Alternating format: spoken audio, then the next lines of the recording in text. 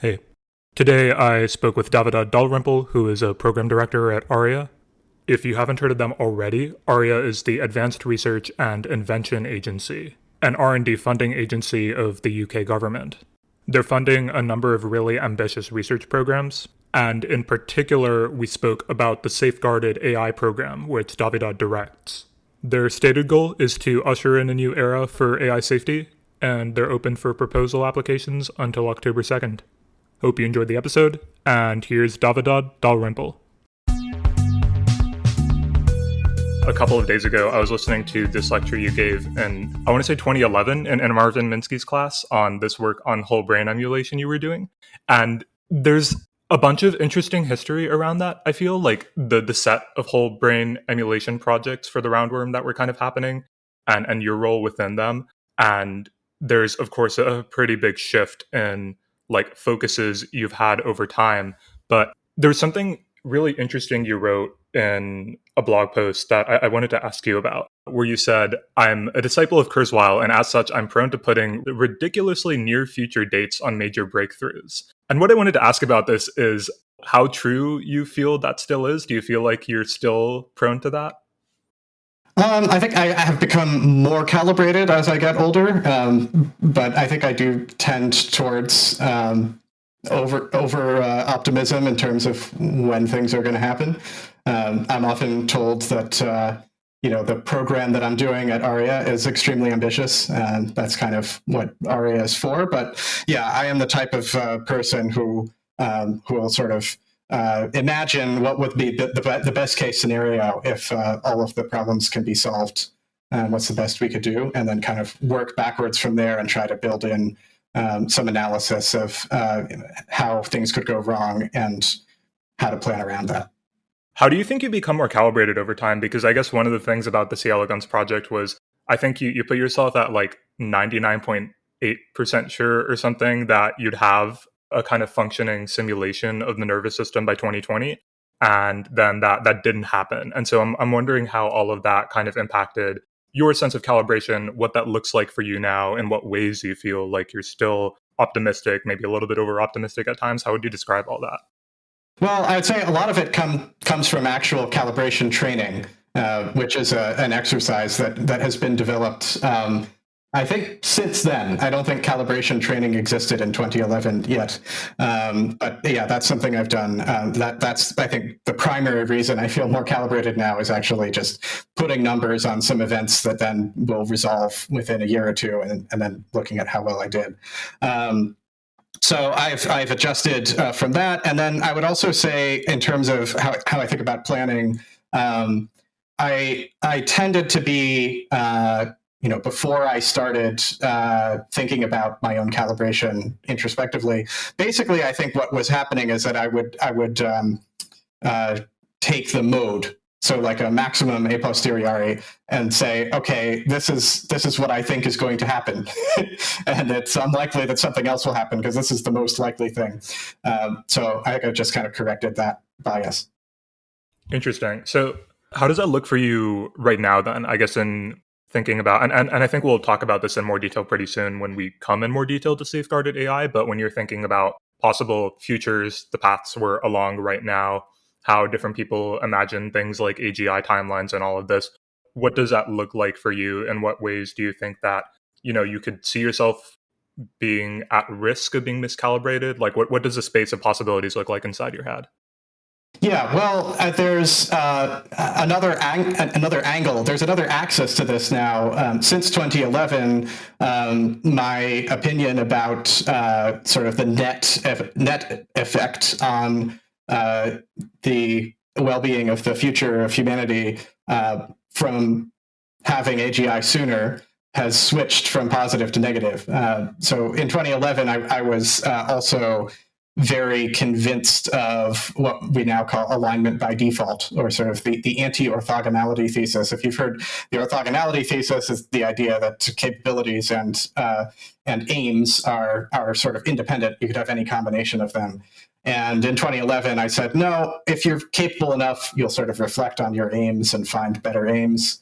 And somewhere around 2015 or 2017, I started taking orthogonality much more seriously, at least as a hypothesis that was sort of outside of the, not the mode. And then at some point around 2018 or 2019, I started to think, okay, it's actually more likely than not. What we get by default is not alignment. What we get by default is convergent instrumental drives. So now I have kind of two axes on which I'm thinking about outcomes, which are time and also the sort of level of safety or the probability of an accident. And I've come to be pretty close to the middle of my kind of colleagues or social environment on both of these questions. Which, I mean, now timelines, kind of sometimes ridiculously short, like 2 or 3 years, you have people saying, I don't believe in short timelines. AGI is not coming within the next year. So, it's I'm now saying, okay, my median is around 2030, and that's kind of in the middle, middle of the pack now for people who are thinking about AI futures in 2024. And then also, I think the chance that things will go really well, I now think is slightly over 50%. But I have in my mind quite a broad, I would say, high variance array of scenarios, both in terms of time and in terms of alignment by default or not. And so what I'm trying to do is, instead of just thinking about the mode and making a plan for the mode, is to ensure that I'm making a plan that is robustly net positive across this radical uncertainty. And that's part of why in a lot of my thinking recently, I'm emphasizing a portfolio approach of different research directions that pay off the most under different resolution of this radical uncertainty that we face. There's a lot in there where I want to get inside your head a little bit more, but the first place I'm actually very interested in is maybe some of your foundational thoughts about all of this. You mentioned your flip from not believing in the orthogonality thesis to believing in it, and I'm kind of curious what got you there. Well, I wouldn't say I believe the orthogonality thesis is true. Or taking it more seriously. I went from believing in the opposite to being kind of agnostic about it. And I would say what precipitated that was just a lot of conversations with people who believe the orthogonality thesis very strongly. And taking it seriously enough, giving it enough time, and saying, okay, I can't disprove these arguments. So this is a possible way that things could go. We could end up with this kind of decoupling where a mind is constructed in such a way that it's really superhuman at science and engineering, but has no capability for moral or normative reflection, or even really a way of adjusting or improving its own goal system. And of course, there is the argument of for any random goal in a sufficiently rich MDP, power seeking is a good strategy to start with, and preserving your utility function, however arbitrary it may be, is also a pretty good meta strategy in that setting. So those are the kinds of arguments that changed my mind there. I guess I'm trying to figure out, was it just that you, from when you were not taking the orthogonality thesis seriously to the point where you were taking it seriously, these arguments feel like what I've always understood to be more or less the orthogonality thesis argument. So I'm wondering if something about the arguments themselves changed, or if you just kind of opened yourself up more to talking to people, or like how that dynamic looked. I would say the arguments have improved since 2011 in terms of just the way that the way the logical structure is phrased. But something else that changed is AI systems started getting much more capable without having anything like a human cognitive architecture. So in 2011, that was kind of the depths of AI winter. It was before AlexNet. It did not seem that there was any technical pathway to building artificial general intelligence other than cloning the human cognitive architecture, which is why I started working on nervous system uploading. So that seems like the only clear technical pathway towards having general intelligence on a computer. And then by 2015, it was clear that deep learning was working. And in particular, that deep reinforcement learning could generate strong capabilities without anything like reflection about the goal.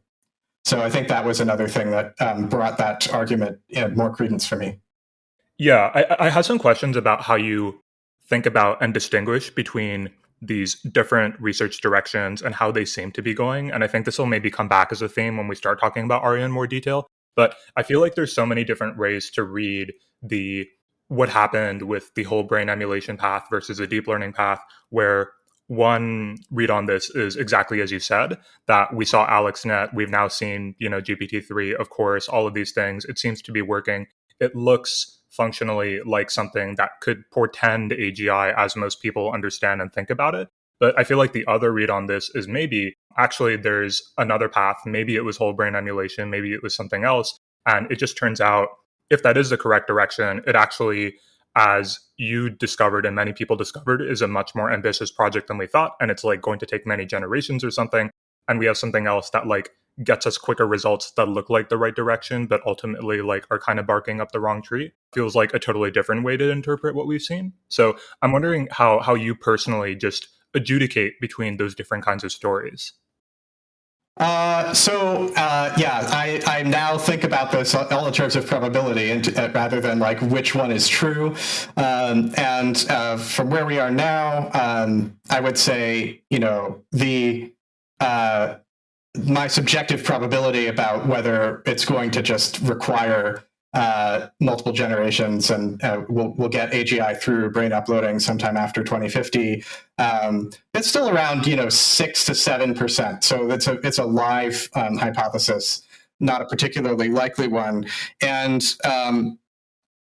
that's not just because we see things going in a good direction, but it's also because a lot of the elements that are missing from the current frontier systems that we see in human intelligence, it doesn't seem like are beyond the frontier of what has already been researched before. So it's, in the history of Moravec's paradox, we kind of solved first all of the system 2 things, and then it turned out common sense knowledge in the 90s was this big bottleneck that caused the second AI winter after expert systems. It's just really hard to get all of the knowledge about natural language and about everyday objects and processes. So now we have that part, and now we're kind of looking at this and saying, well, it's got all of this common sense knowledge and it understands natural language almost perfectly, but it can't do system 2 reasoning tasks. And so I think that there's a little bit of past blindness here. I think basically all the pieces are there from research at various points in the history of AI. And so it seems likely that putting the pieces together is something that will be worked out in the next 5 to 10 years. Would you be open to speculating a little bit on what you think that might look like, what putting the pieces together how that could come about?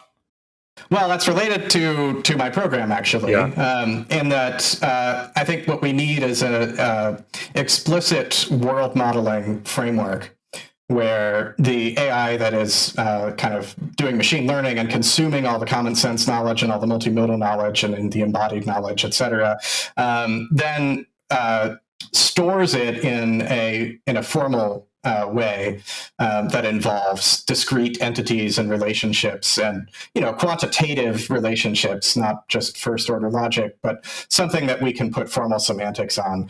And I think that's related to this whole dual process theory from cognitive science, that when we sleep, our brains are sort of busy taking the informal knowledge that we've gathered from all these modalities and encoding it into a more crystallized form in synaptic weights. And so I think the first step is in putting the pieces together is to extract knowledge in a formal language, but automatically, rather than having humans do knowledge engineering. And then the next step is to provide a framework for reasoning And again, reasoning is not first-order logic, but it's something with formal semantics, with a formal proof theory, where there is a clear difference between a valid argument and an invalid argument, but not a clear difference between a fact that's true and a fact that's false. And so probabilities are really important, and that's something that was missed in the earliest days of good old-fashioned AI. But the reasoning about probabilities is still something that can be done formally. And the reason that probabilistic reasoning has been hard, and kind of the AI winter of the late 90s was from not having enough compute to do probabilistic reasoning, and that there's not enough kind of good heuristics for various domains that weren't also coded by hand. So then there was this kind of similar collapse from knowledge engineering.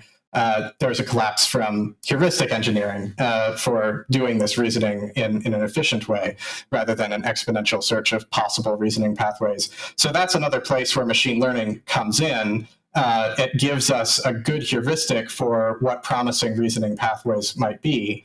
But that heuristic is not foolproof. It often generates invalid reasoning pathways. So this is just a matter of tree search, using the machine learned system as a heuristic for searching through proof trees. And then the final piece is that what we want at the end of building an AI system is generally that we want some kind of decision support or autonomous decision making, and that is really that's really been solved by DeepRL. So there's an element of doing RL training for not for just generic honesty, harmlessness, but for a particular task and for complying with a task specification.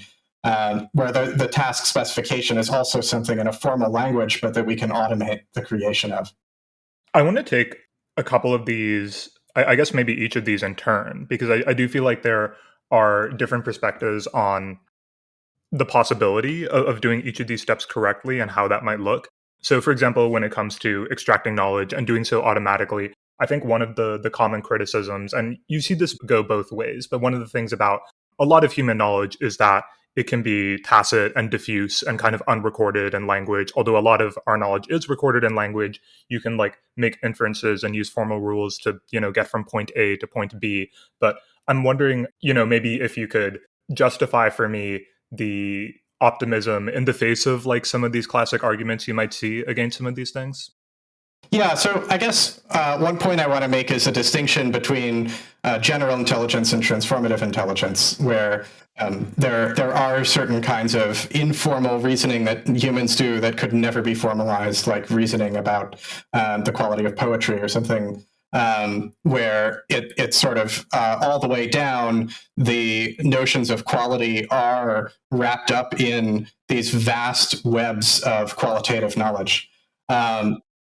But a lot of the economically valuable tasks that people are looking to AGI to solve are more like engineering tasks. And in engineering, of course, there's also tacit knowledge, there's know-how, but it can be written down. It is not written down because of efficiency or because people want to keep their secret sauce, but there always is a way of transmitting engineering knowledge in a formal way that's grounded in something quantitative. So I think there's a minority of tasks that people think about that are amenable to this kind of approach, but that are tremendously valuable from the perspective of economic prosperity and human well-being. And I guess also, now that you've made that distinction, when you're speaking about formal semantics too, it seems to me like what you'd be looking for, of course, it's still going to be pretty wide, but it's a little bit more of a domain-specific language where the domain is all economically useful tasks or something, as opposed to the space of everything possible. Yeah, so I would say it's specific to cyber-physical systems. So systems that involve some software components, some distributed communication, some differential equations, some Markov chains, some hidden Markov models. There's a dozen or so modeling frameworks that are used in science and engineering, and there's a bit of a long tail, but really you capture a lot with just 10 to 20 modeling frameworks and ways of composing them together. And so that's kind of the space that I'm planning to operate in within the program. One thing I'm trying to figure out as you're talking to is I'd been reading some of your earlier work and trying to figure out if there was like where or if there were obvious continuities between stuff like your MS thesis on asynchronous logic automata and the dioptics work and how you think about what you're doing now. And as you're talking right now, I'm like seeing the beginnings of strands of where there's continuity, but at the same time, it's like not totally obvious to me how some of the ideas there. I mean, dioptics, with the kind of generalization of gradient-based learners and open games, I can kind of see that sort of strategy being useful in some form, at least in terms of justifying certain sorts of ideas or directions in the kind of stuff you're thinking about. But I'm wondering how you see that in terms of the continuities or discontinuities in your research life. So I would say I've always been interested in the structure of information processing systems.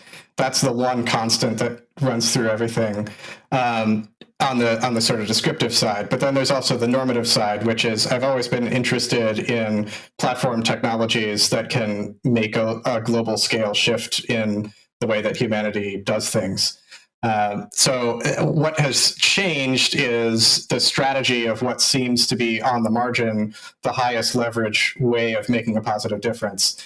So in 2008, the highest leverage way of making a positive difference seems to be improving our ability to do massively parallel computation. I didn't know exactly what kind, but matrix multiplication seemed like it would be involved. So I think I turned out to be right about that. But I was a little bit wrong about the sign, that because I didn't understand orthogonality yet. So I thought the sooner the better. And so I think that's probably the biggest shift is when I started thinking about differential technology development rather than just developing the highest leverage technology that would bring the most progress the fastest. So differential technology development is the concept that one should think about path dependence in the order in which technologies are developed and how that affects their impact. And so it's not just the most crucial or critical path technology that should be developed first, but rather the technologies that cause other technologies to be less unsafe or more controllable or more compatible with society or humanity, that should really be developed first to avoid having a lot of progress go in the wrong direction. So since 2018 or so, most of my work has been informed by that concept. And so I've been kind of working on technologies that bring us much closer to having controllable and safe AI systems than they do to just generically powerful capabilities. Would you take that kind of normative framework you have coming out of the path dependence of technologies and maybe apply it a little bit to the kinds of dynamics we're seeing right now? Because I think in the AI safety space and people who are generally worried about many of the same things that you are worried about, there's quite a bit of maybe unhappiness or frustration or something like that with maybe there is a path whereby we could develop safe things, but we're not necessarily on that path because of like race dynamics and, global conflict and things like this. And there's lots of very complicated in-depth arguments about, how all of this factors into everything. And so I'm wondering how you think of that and kind of apply it to what it is we're seeing right now. Well, I definitely think race dynamics are a problem. And I think we can abstract this in a game theoretic way. I have an analysis actually in my program thesis in Appendix B, where I kind of set up the simplest toy model that exhibits this phenomenon with two players who have either a safe but fast option or an unsafe but slow option. And it actually depends a lot on perception. So the perception of how slow is the slow option, how valuable is the slow option while you're on that path versus the faster path, and what is the chance if you go on the faster path that things will go well or not. So these variables cause actually discontinuities in the race dynamic as you vary them. It goes from a deadlock where it's actually just better according to both sides' kind of informed interests to go as fast as possible, to a prisoner's dilemma where everyone would be better off if they went slow, but only if everyone else also went slow, which they won't, because they'll be better off if they go fast if you go slow. So you have that kind of Nash equilibrium that is Pareto suboptimal. But then as we move towards a world where the fast path seems more and more risky and the slow path seems more and more attainable, it transitions from prisoner's dilemma into stag hunt, where the cooperative equilibrium is also the cooperate profile is also a Nash equilibrium. And so that's kind of my theory of change, is if we can demonstrate that this slower path is not as slow as it seems, then that opens up the possibility for a cooperative equilibrium in this kind of common goods game. And then, of course, if the risk is perceived to be so high that even if everyone else is racing, your own contribution to that is not worth having the edge, then it becomes a game of Concord, where everyone unilaterally decides to slow down because, what the heck are we doing here? And I don't believe the risk is high enough, let alone its perception, that we would be in that situation. I think the doomiest parts of the AI safety community do have a high enough probability of accident that they are looking at everyone saying, why don't you just unilaterally slow down? That's clearly in your best interest. And so I'm taking a very different approach to that. I'm trying to construct an alternative. Since you just mentioned the doomiest parts of the safety community, you had also talked earlier about how you felt before that alignment by default was kind of a pretty reasonable path. And now it seems like your default scenario, maybe not 99, 100%, but you think that maybe on average, it's more negative than it was before, but you're still kind of in the middle in terms of your imagination. I'm curious, what exactly is flipped for you? Why you feel more negative now about the likeliest outcomes? Well, yeah, it's my sort of p-doom fluctuates below and above 50%. Right now, it's below. It's come down from a high of about 75% in around 2021. And the reason it's come down is because there seem to be potential alternatives, both technically and on the governance side. Things have been going more sanely than people expected 3 years ago, in large part thanks to work being done in the UK by the AI Safety Institute and its predecessors. I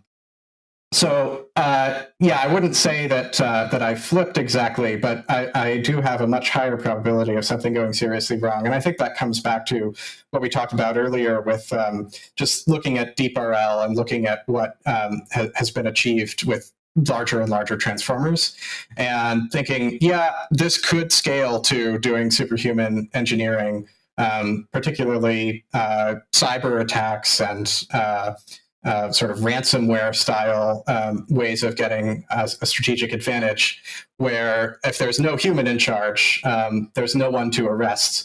It sort of could live on the dark web indefinitely.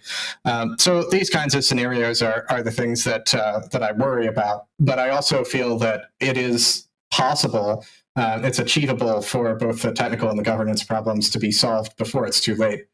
So that makes me more optimistic than some.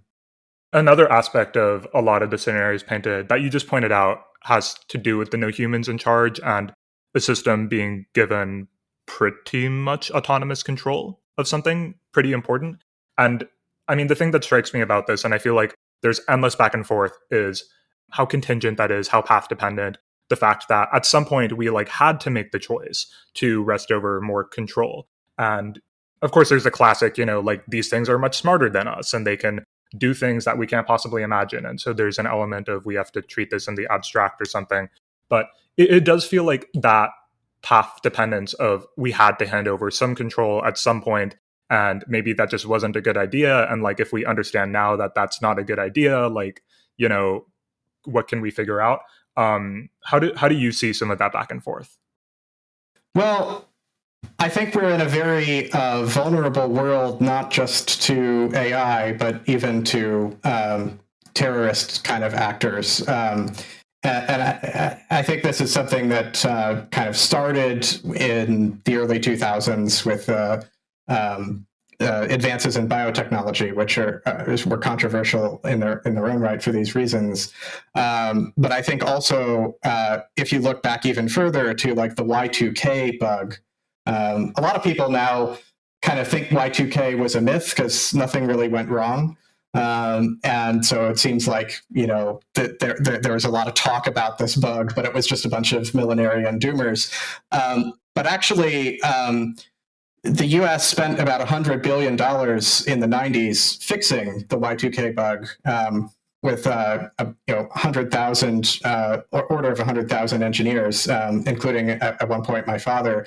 And it worked. They actually fixed it such that there were very few. There were a handful of glitches, but very few that occurred on the day. But if they had not kind of foreseen with 5 or 6 years notice that this disaster was coming, it really could have been very bad. We could have had power grids fail. We could have had planes fall out of the sky. We could have had banks fail. So I think the interconnectedness of computers and the centrality of software to much of civilization is really where control was handed over. This is not some hypothetical future thing where we hand over control to computers. And the vulnerability really comes from bugs in computer software, including, as we saw recently, at the very lowest levels of the kernel. And that indeed grounded some airlines, grounded some banks. So I think it's very difficult if you're deploying an AI system to be used on the internet to really sandbox it in such a way that it couldn't possibly send some code to a human that a human can then use to create some unstoppable worm that has some AI components in it. I do think the cybersecurity of weights and sort of making sure that no matter what happens, the weights don't leave a secure data center is a pretty important leverage point there. But right now, we don't have any really airtight security mechanisms other than completely air gapping, in which case you can't offer it as a service. So that's I think the central part of the story. It always is going to start with some kind of autonomous replication across the internet. So one of the key aspects of securing or making civilization more resilient to AI accidents is actually just making the world more resilient to cyber attacks in general. And the way I think that should be approached is not by creating autonomous cyber defense agents that go out in cyberspace and put up their shields and duke it out with the attacker, but rather just by automating the re-implementation of critical software infrastructure in languages that support full formal verification with proofs that they comply with some baseline specifications about memory isolation, confidentiality, integrity, availability.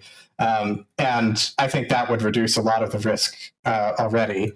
And AI systems are starting to be, not quite yet, but in 2 or 3 years probably, super useful in terms of reducing the cost of doing those kinds of re-implementations, which right now require postdoc level skills for way too many person years. Yeah, the important thing that I pulled out of your response to the argument I tried to press you with earlier then is, like, in many very, very important ways, especially in relation to cybersecurity, we've already handed over quite a bit of control, to software systems, and something that is going to have some impact or autonomously be able to interface with those software systems if it has bugs in it, or if we don't totally understand how it's doing what it's doing and it makes bad decisions, can cause lots and lots of trouble. Yeah. And since the early 2000s, now we not only have critical infrastructure being controlled by software, but also nucleic acid synthesis machines that are controlled by software. And that's kind of where the pandemic risk from AI arises. It's not magic that an AI system might be able to synthesize a virus. there are cloud labs where this kind of thing is being pursued as a cloud service. I want to take the point you were making about full formal verification, because you just talked about it in the context of languages, but this also kind of comes up when you're thinking about, for example, you had this open agency architecture for safe transformative AI, and this has kind of evolved over time. But one of the important components of this is your semantic sufficiency hypothesis, that we'd be able to create a simulation of the world precise enough so that verifying a model's behavior in the simulation would ensure its proper behavior in the real world. And I feel like earlier we did kind of scope this a little bit of what exactly that means, but I'm wondering if you can maybe elaborate a little bit on this point and how exactly you understand that, this is a very different sim to real from the robotic sim to real, but like the sim to real gap here, maybe? Yeah, so a few things to say about that. I mean, the first thing, which is generic to sim to real, is what has been known in that community as domain randomization, but actually adversarial domain randomization or adversarial domain variation, where we're trying to actually build a robust policy across not just one probability distribution of the dynamics of the system, but actually a whole creedal set of a convex set of possible probability distributions. And so there are ways of doing that by training an adversary to search within the creedal set for probability distributions that induce the highest loss from the policy. So this is one way of kind of beginning to tackle sim to real, is saying we're not going to have a model which is perfectly matched with zero KL divergence from reality, but we might be able to circumscribe a space of models which is narrow enough that we can be robust anywhere within that space, and accurate enough that the true reality is somewhere in that space. So that's the first piece. And then the second piece, which is perhaps even more important, is we don't need to build a simulation of the entire world and all of the dynamics that might be relevant to harm to use general purpose AI for specific purposes where the action space is quite limited. So open agency architecture was kind of aimed at if we were going to pause everything until we had a safety solution that worked for arbitrarily powerful superintelligence, what might that safety solution look like? But what I'm doing now in ARIA with the safeguarded AI program, it's similar, but we're targeting specific application domains and specific tasks within those domains where the action space is limited to dispatching power generation on the grid, or scheduling maintenance, or sort of routing vehicles. So there's some very limited scope for the system to act. It's not writing freeform text. It's not writing code. It's not writing biological sequence data. So there's not much of a way for that task to do harm other than to violate safety constraints within that domain, which we understand quite well, or we can map out quite well with support from human experts. So the other piece of this is just restricting to one domain at a time. And what safeguarded AI aims to build is a very efficient recipe or workflow for leveraging general purpose AI inside of a box to help humans create special purpose AIs that have safety guarantees for their particular application domains. And we can do this in one domain at a time, and then gradually build more and more comprehensive world model by tying those domain-specific world models together at their interfaces. And then perhaps at some point, we might have a detailed enough world model that we could go and deploy a general purpose AI directly and say all of its output is going to be kind of checked by some gatekeeper, which is using a full world model, looking at all the possible psychological and social and biological implications of what that output might do when it contacts the rest of the world. But that's not the mainline plan anymore, as it was when I wrote open agency architecture.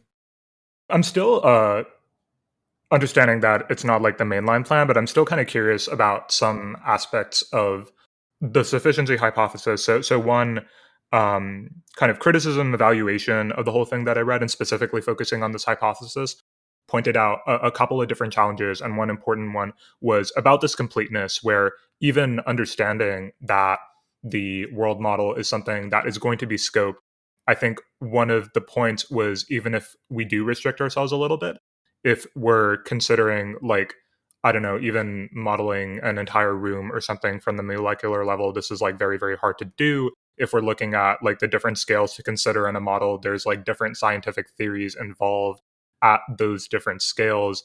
And then also it's like kind of unclear how much simulation, how high fidelity, etc. do we need for something like this to succeed. I'm wondering if you've like thought through all of some of these objections and like how you think about that. Yeah, so I think it's essential, even in some of these limited domains, to have models at multiple levels of abstraction that are related to each other in particular formal ways.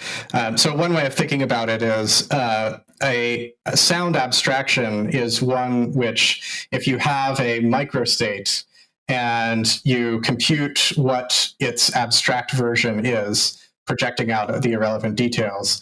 And then you run the dynamics and you get a set of possible probability distributions for the next abstract state. That set should contain the set that you get if you run the dynamics at the micro level and then run the abstraction process there. So it's a kind of commutative square with a lax inequality in the center that says if you're going up to a higher level of abstraction, you should be conservatively over approximating what happens at the micro level. And what makes an abstraction level useful rather than just an arbitrary epimorphism is that it provides you with a somewhat tight bound on what might happen at the micro level. And that's sort of, you can quantify the tightness of that in terms of the Hausdorff-Kantorovich distance or something. But the essence of this is that we relate levels of abstraction, and we don't need the world dynamics to be computed at a fine-grained level of abstraction in order to have a guarantee that some particular thing won't happen. If we verify that the abstraction is sound and over-approximates things which might happen, then if the abstraction rules something out with some probability, then that's a true statement in the fine-grained model as well. So I think what we're going to have, in the power grid, for example, is there is a model of the actual voltage and current in the system throughout the cycle, throughout the alternating current 50 hertz cycle, which is a much finer grained model than a model which is tracking the frequency and the power flow, which in turn is a finer grained model than one which is just tracking the balance of generation versus consumption of power.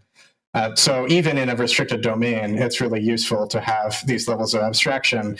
And it's only when something out of the ordinary is going on where the higher levels of abstraction break down, and basically your conservative over approximation says, I can't rule out that something bad happens here with enough of enough certainty. Then you go to a lower level of abstraction and see if you can rule it out, or if you can find a different policy which does at the lower level of abstraction. But you can zoom in on the part of the system where the problem might occur. I also wanted to talk about the Deontic Sufficiency Hypothesis, and maybe this is kind of a tie to some of the scoping that we've been talking about, and a comment you made earlier about the impossibility of mathematically formalizing something like our understanding of and response to art and things like this. Because I think one of the common maybe criticisms, points made against the set of possible futures, where we're kind of debating, like, what do we want our future with these sorts of autonomous systems to look like, and like how much can they quote unquote understand of what humans want. There's problems with, we don't exactly know what we want. There are all of these different areas where there's lots of subjective judgment, and here you're interested in just identifying desiderata so that to make sure the model doesn't engage in like undesirable behavior. And so given everything you said now, I understand that to be undesirable behavior, like with the scope in this particular set of things that we might want it to do. And I'm wondering if you can tell me whether like that coheres with how you think about it, and maybe elaborate on it a little more. Yeah, so I would say, within the program, I'm selecting application domains in part for the clarity of their safety specification, and sort of whether we know what good looks like.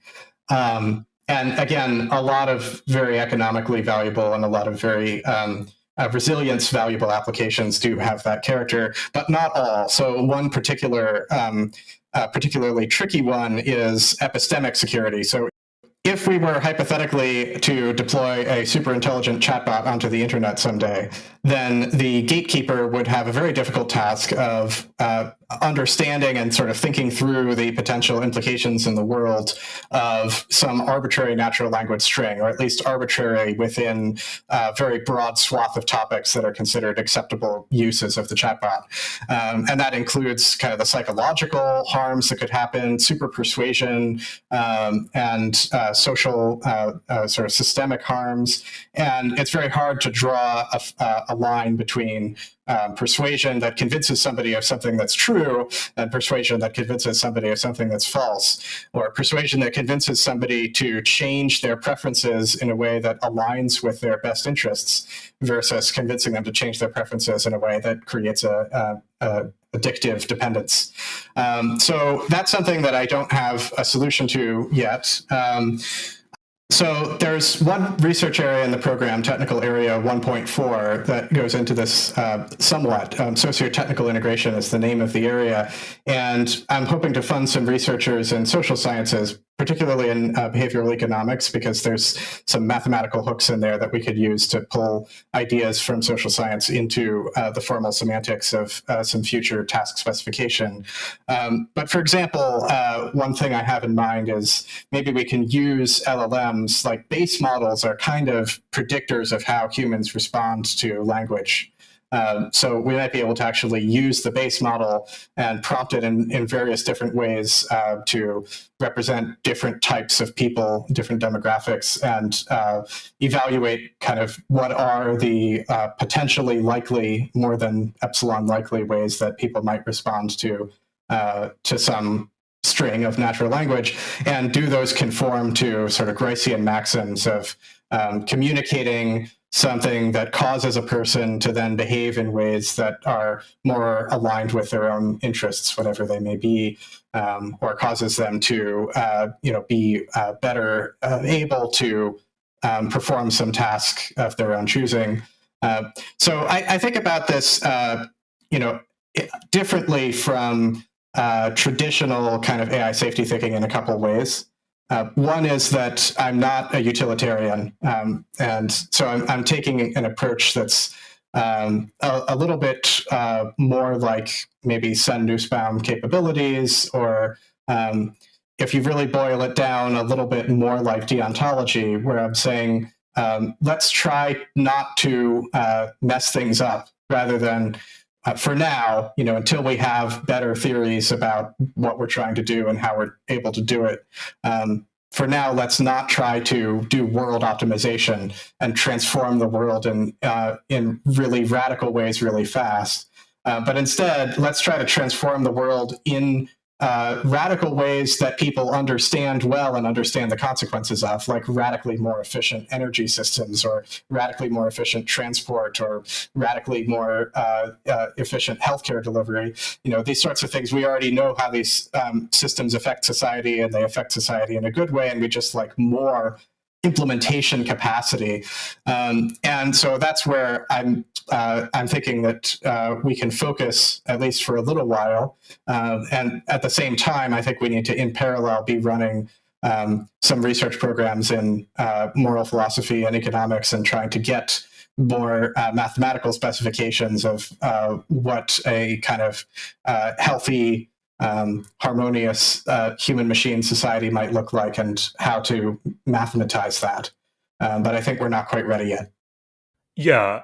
I mean, one thing I'm curious about, and maybe this is, since you mentioned we're not quite ready yet, a little bit far out, but thinking about Gricean maxims and kind of the quantitative approach to what a healthy, good, harmonious human machine society could look like. I mean, I always worry about kind of the risks of oversimplification with this. And I think that if you're familiar with people like C.T. Nguyen, there's this kind of classic argument against the sort of quantitative knowledge we have that is very useful in a sense. It allows us to measure things. It's like a very portable, packageable form of knowledge that we can relay to one another without too much additional context. But it's also very much an impoverished form of knowledge in a different way.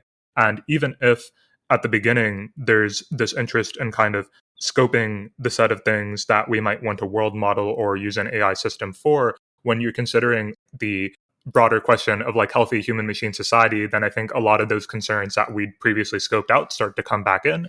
And I have like a hard time personally just being convinced that like we can subject all of them to quantitative evaluation. So I'm wondering how you think about that question. Well, so I don't think it's quantitative evaluation in the sense that we have a score of how well our, we do have like the Human Development Index and other kind of quality of life measures that are used in UN type contexts to actually quantify this kind of thing. And I think they're better than nothing, but yeah, there are certainly gaps in what can be quantified and measured on a scale from 0 to 100. I think the kind of way in which I'm more like deontological about this is I think it's what we really want in the kind of medium term and the 10 to 20 year term is something more like rules of engagement, like what are the acceptable ways for AI systems to interact with humanity and vice versa. And sort of it's more of a Boolean valued specification, maybe a fuzzy predicate, but something that you can easily max out. So Goodhart's law, which was actually formulated in the context of international development in the 60s and 70s, when people started trying to quantify this, said, anything that you measure, you get, and it's not what you wanted. And so I think one way around that is that your measure should be easy to max out. And so what you compromise there is the ability to actually measure variations between good and better. But what you gain from that is that once you're good enough, you don't end up optimizing towards something which turns out not to be what you'd wanted after all. It rather leaves some space, some freedom for individuals, countries, and society as a whole to steer towards something that people want for reasons that can't be quantified. So another feature of kind of the open agency architecture and also safeguarded AI is it's really important that humans have a multi-stakeholder, collective, deliberative process for revising the specifications quite frequently, because if there are things that are left out, we don't want to be committing to some specification for all eternity and sort of defining the future of the light cone on the basis of what people thought in 2029. And so I think as long as we avoid disasters where people no longer have the capacity to do collective deliberation, and unfortunately that does include epistemic disasters, but as long as we can rule those out, then I think we don't need to define values in across all domains in order to allow humans to express their values and use AI capabilities to build the kind of world they want to see and adjust it along the way.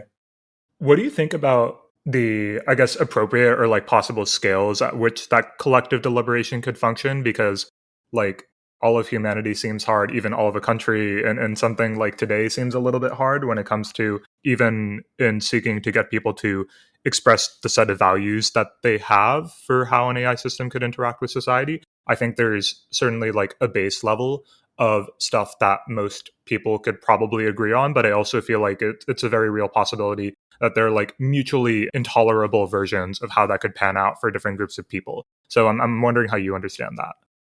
Yeah, I think it could happen, but this is one of the places where I'm pretty optimistic that there are pathways that are mutually acceptable for maybe not every individual human, but every kind of major group But I guess I think the main thing that I'm confident about is that no single company, no single person, no single government should be in charge of defining the specifications for all AI systems, or even for all AI systems within a country.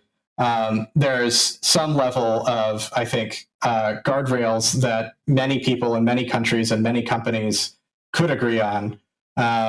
But I think even the process of deciding what is the composition of bargaining power that you assign to different types of entities, and how do you resolve conflicts, even that is not something that any one government or individual or company should decide. So there's a kind of meta level bargaining that needs to happen first to define even what this deliberative process looks like. So I'm leaving that abstract and kind of saying, well, let's just at least assume there's going to be some kind of multi-stakeholder collective deliberation. And then I think that leaves open a bunch of options for what that looks like in practice. Sure. So at this point, we've talked a bunch about like different aspects of safeguarded AI, and I also want to make sure we have the chance to like introduce this explicitly and talk about the program and like its theory of change in a little bit more detail. And you lay out this kind of aspirational theory of change where you really want to catalyze a global scientific consensus that doing something like this is possible. Do you want to maybe lay that out a little bit? Sure. So Safeguarded AI is a program at ARIA, which is the kind of unit of ARIA's way of working. We have several program directors, and each program is a pretty big effort with tens of millions of pounds budget to try to change the perception of what's possible in science and technology in some particular directed way that is worth shooting for, and also tractable, and also kind of underserved by the rest of the R&D ecosystem. So Safeguarded AI in particular is a program to try to demonstrate that it is possible to use this kind of gatekeeper methodology with some formal task definition and specification to build AI systems that are good at doing particular tasks, and also quantitatively, verifiably reliable at doing these tasks. And for this to be a workflow that can be used to leverage frontier AI in a bunch of different areas without causing safety problems. So the theory of change is that if we can demonstrate some traction empirically on some particular problems that are substantially valuable, even if it's only 2 or 3, then that helps to validate the hypothesis that this is potentially scalable workflow, where currently in 2024, we actually don't have, I think, AI capabilities that are powerful enough to be very useful in automating the construction of these world models and specifications. And so it's a valid, I would say, hypothesis at this stage that it won't get there, and that it'll turn out this will be just as expensive to build as expert systems in the 1980s. It'll involve too much human cognitive labor. But if we're successful, and if AI capabilities continue at pace, then we should basically be poised to use those frontier capabilities as they come online to try to run this workflow at larger and larger scales, and ultimately demonstrate that there's some scaling law where we can expect to be able to solve problems in large fractions of the economy in this way in a much smaller number of years than people previously thought. And the hope is this unlocks a cooperative equilibrium where many stakeholders, including companies and governments and people, can get behind a narrative that we're going to use frontier AI capabilities above some certain threshold, like AI safety level 4, for example. It's from Anthropic's responsible scaling framework. They sort of say, when we get to this point, we don't know how we would be able to even think about mitigating the risk in order to use this in a deployment. So what I'm hoping to demonstrate is there is a way to use ASL4 capabilities in a deployment without creating unacceptable risk, and safeguarded AI is hopefully the way. Do you think that the ASL levels that Anthropic has put out are the most useful way of thinking about some of these questions? Yeah, I use ASL levels quite a bit. So yeah, I find that framework quite useful. Indeed, it's not correct in every possible way. They don't actually define ASL4, and they also don't define ASL5. In fact, it's barely even mentioned that there might be something beyond ASL4. So I kind of have my own headcanon version of AI safety levels that goes up to 5. So in my world, AI safety level 1 is AI systems that are no more useful than Google or a calculator for doing ambitious or potentially dangerous tasks. AI safety level 2, it's maybe a little bit more useful than Google, but not statistically significant. AI safety level 3, this is substantially more useful than Google. This might sort of uplift rogue states or terrorist groups to be able to do things that only great powers could have done before, which is a big concern in some corners of the AI risk community. So I think that's a meaningful threshold where we say we really want some more robust quantitative risk assessment before putting that kind of model out on the internet, even just behind an API. Then ASL level 4 is where it's not just useful to someone who's trying to do something ambitious or dangerous, but it's actually capable of doing something ambitious or dangerous autonomously, including autonomous replication, autonomous AI R&D, which is kind of like self-improvement, but self-improvement doesn't necessarily need to mean modifying one's own weights. Just training up a better version is already recursive and exponential, and therefore potentially very rapidly dangerous in the same way. So that's an ASL4 kind of concerning capability. Similarly, for super persuasion and for kind of automated end-to-end construction of bioweapons. So when we have AI models that are capable of these kinds of things, then we don't even really want to let them access the internet directly, because they might do some autonomous replication, create an unstoppable computer worm, and then create a plague, and issue some ultimatum to take over the world. So instead, ASL4 systems should be kept in some containment, and we use them via some kind of guaranteed safe workflow, not necessarily safeguarded AI, but something that gives similar or better guarantees about the impact of the output. And then ASL level 5, I define as the level at which we can't rely on containment because it might actually autonomously discover some new physics or something that humans could never have even conceived of as a way of escaping the box. So at that stage, we shouldn't even put it in a box unless we have some robust way during training of ensuring deep, non-deceptive value alignment. And for that, I don't have any plan yet. But the way that I view guaranteed safe AI is as the appropriate level of mitigation for ASL4. So you mentioned the guaranteed safe framework a little bit earlier in your answer, and I know this is kind of like a totally separate. You've written a guaranteed safe AI paper with like a lot of collaborators, and I mean there's a lot in this paper that I think would be interesting to touch on as well, insofar as it like relates to safeguarded AI. But I have a specific question, and then maybe we can talk over some of the relationship. But there's like an interesting claim you made in there about how it's reasonable to assume that if AI systems can be powerful enough to pose a serious danger to humanity, then it is possible to create sufficiently accurate world models. And I thought that was interesting in light of what we were talking about with world models earlier. I'm wondering if you could expand on and like justify that claim for me a little bit. Yeah. So a lot of the worst case scenarios of AI taking over the world are predicated on AI having some convergent instrumental drive where it's trying to preserve itself so that it can achieve some arbitrary goal in the future. And so it takes over the world in order to avoid the risk that it might get shut down. This only makes sense if you're thinking about the AI system as a perfectly rational agent, which people in these contexts often do.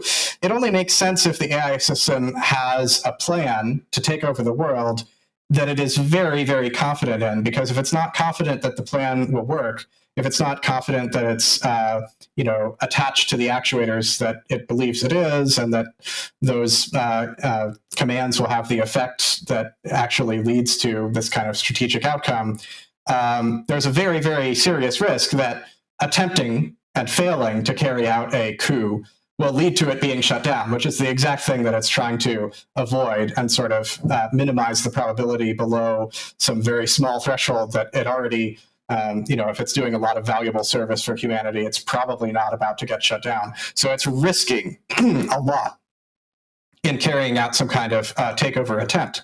And so the reasoning that I have here is that in order to be very confident in its takeover plan, it will need to have quantitative guarantees about its reasoning through the effects of its actions.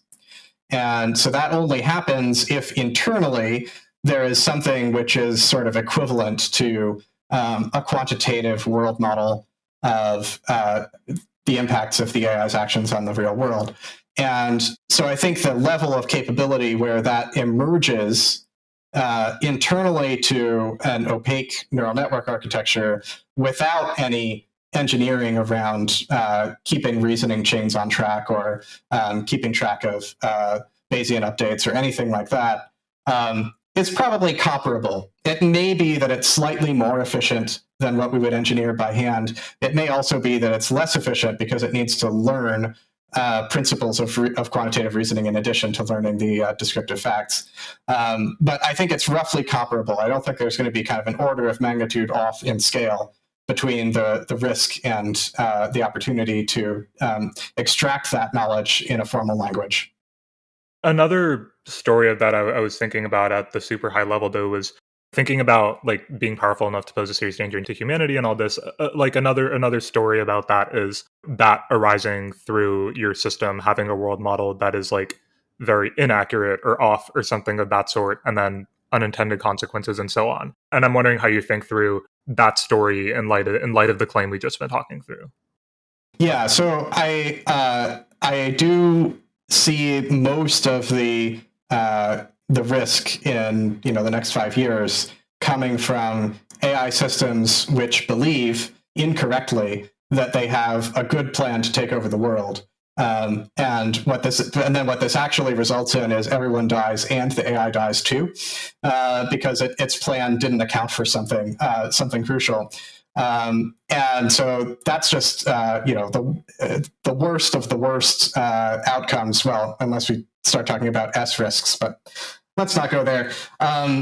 So what we really want to avoid is having any system which could output a really dangerous plan that includes bioweapons or other weapons of mass destruction to be deployed autonomously without having some kind of container that is checking for compliance with some safety specification, which of course is easier if we're restricting it to doing one task at a time and we understand what it's supposed to be doing. But yeah, I think this applies, even at early ASL4. Now, I would say it's ASL4, not ASL3, because the distinction there is that ASL3, a human kind of needs to be involved in, it needs to be an interactive process where it's assisting rather than doing something autonomously. And then I think there are other mitigation strategies that can be deployed that basically rely on the human being relatively slow. So there's kind of enough time for other mitigation strategies to react and defend.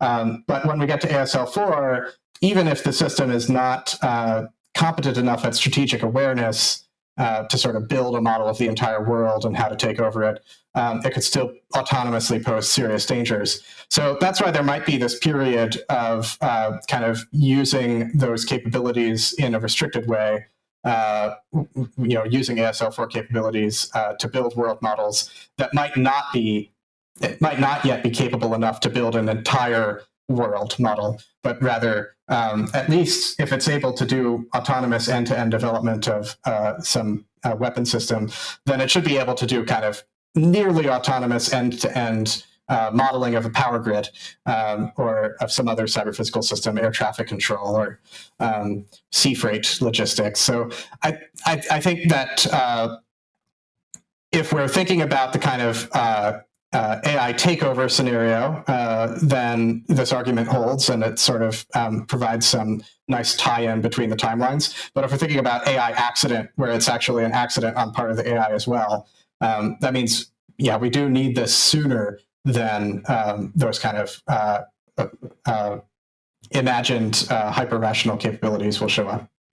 One of the things you go through in the Guaranteed Safe AI paper that I think is kind of relevant to a lot of this is you lay out a series of levels of safety specifications and role models and verifiers. And, they go from absolutely nothing to something that's like not super robust at all to something that looks like what we might be currently doing to where we ultimately need to be. And the highest of those levels feels like a technically very, very hard problem. And I'm wondering how you think about the steps needed to get there when it comes to planning out a research agenda and like getting the right people and things together. Yeah. So broadly, in Guaranteed Safe AI, we're arguing for an anytime approach. This is borrowed from the concept of an anytime algorithm, where you sort of produce a sequence of increasingly improving solutions. So I think we need to be orienting to these spectrums not as like a classification of good versus bad, but more like a portfolio prescription of we should be attacking all of these in parallel, and the easier ones will succeed first. And then we get this sequence of increasingly high assurance solutions. For my program in particular, I'm targeting a zone where I think I have a comparative advantage and where there is a bit of a gap elsewhere in the research landscape, which is between levels 7 and 9, roughly, on the verification scale. And so that's not the only levels worth doing, but that's where I've chosen to focus the program in order to kind of tie everything together. So everything in the program is intended to work together and be compatible with each other. And we're sort of targeting this one region of that verification spectrum.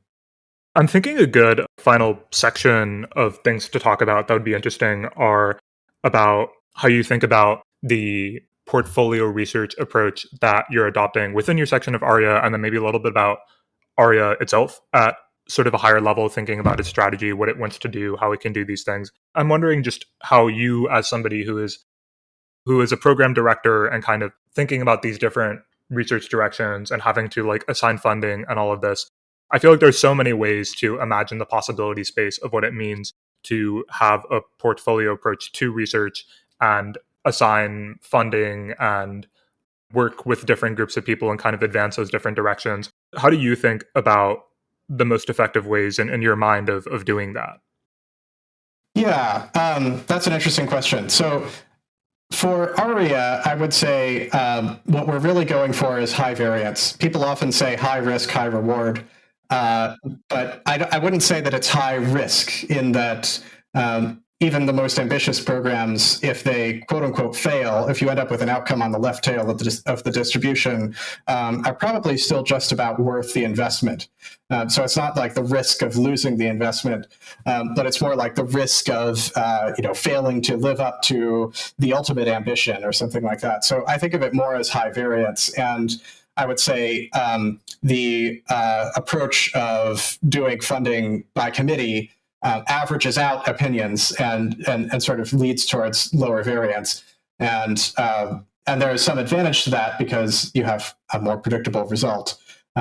Sort of know better what you're investing in. But the advantage of having some high variance in your portfolio is that you capture some of that right tail of really breakout success. So I think that's the strategy for the portfolio of ARIA, is sort of to pick individual program directors who are high variance and who are uncorrelated with each other in terms of what kind of area they're going after, what market factors will affect them, and how they think about their own success and direction.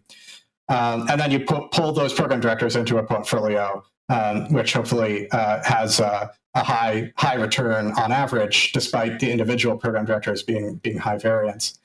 within a program, it's very different. So I don't think about selecting projects in my program for being high variance projects. What I think about mostly is selecting programs that are synergistic with each other and that fit into the program thesis. There's literally a document called a program thesis, which kind of lays out the research agenda that I'm hoping to pursue. And so I'm kind of selecting a portfolio of projects to, minimize the kind of Wasserstein distance to the program thesis so that I'm covering enough all of the pieces of the puzzle that I think are going to be necessary to achieve the program's vision. And also I'm optimizing for collaboration.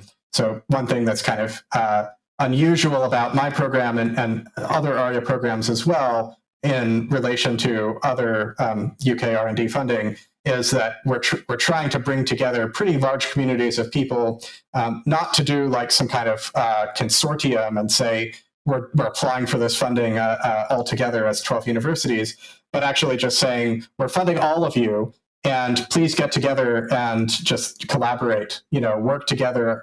We're all kind of working towards the same vision. So when you're dialoguing with each other about what to work on, you have the same top line goals in mind. So that's the power of a directed program. Yeah, I remember reading about some worries about ARIA when it had just been started. And it sounds like, at least the way your own program is functioning, it's like not suffering from that. Because I think that one of the critiques I'd read was something about ARIA having like a long-term vision, but needing still a more precise roadmap of exactly where it's going and how it's going to get there, and then how that could manifest in like losing focus. And for you, that doesn't feel like an issue. But I do remember also reading a little bit about worries concerning things like industry capture and the history of government entities with high risk appetite, and then how that kind of manifested in, I guess, what they perceived as wasted time. And from what you're telling me, I mean, it sounds like you've taken this into account and like what acceptable outcomes could be, so that even if you don't succeed in the grand ambitious version of things, you still get something acceptable. But I am wondering how you reason through yourself some of those critiques of like ARIA as a whole and like this sort of program. Yeah, so I would say the program directors have a lot of autonomy in setting up a vision. And the nexus of the high variance is with the program directors. So it's not that we are getting proposals from companies and like a venture capitalist sort of picking winners, in which case we could potentially be bamboozled by the best salesman. The program directors come first, and the program directors lay out a thesis. And there's not any real opportunity, I think, for industry capture of the process of setting out a thesis. And then once you have a thesis, you're really looking for alignment with that thesis. And in a lot of cases, industry players come with something, and then a program director will say, well, that's like half what I'm looking for. Could we just do that half? And then, maybe we could do a little bit more of what I'm looking for also, and not do the part that's irrelevant. And again, I think when we evaluate projects, we're not looking for high risk projects. We're not looking for projects that seem like they wouldn't make sense. There's maybe in every program one or two investments where we actually are selecting it on the basis of, well, this probably wouldn't work, but it would be super amazing if it did. But those are side bets even for ARIA. And what's really the high risk appetite is really about letting a single program director decide on a vision and put a large amount of resources behind that vision before the hypothesis has been validated. And there are certain kinds of hypotheses that you really do need a substantial amount of resources to go into before you can get kind of a positive evidence that this is worth doing. But as a whole, ARIA is going to keep recruiting new program directors. I think recruitment is open now for the second cohort of program directors. Each program director has a limited term of at most 5 years, by default 3 years. So it's not like ARIA has a strategy the way that, for example, ARPA-E has a strategy of how it's going to change the landscape of energy in the United States.